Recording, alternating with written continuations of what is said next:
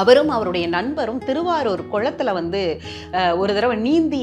அடுத்த கரைக்கு போகலான்னு அவருடைய இளமை காலத்துல திட்டமிடும்போது பாதி தூரத்துக்கு போனோடனே அவர் நண்பர் சொன்னாராம், இதுக்கு மேல நம்மளால நீந்த முடியாது, ரொம்ப தூரம் போகணும் போல இருக்கு, நம்ம திரும்பி போயிடுவோம், வந்த பாதையிலே திரும்பி போயிடலாம், இந்த கரைக்கே போயிடலாம் போது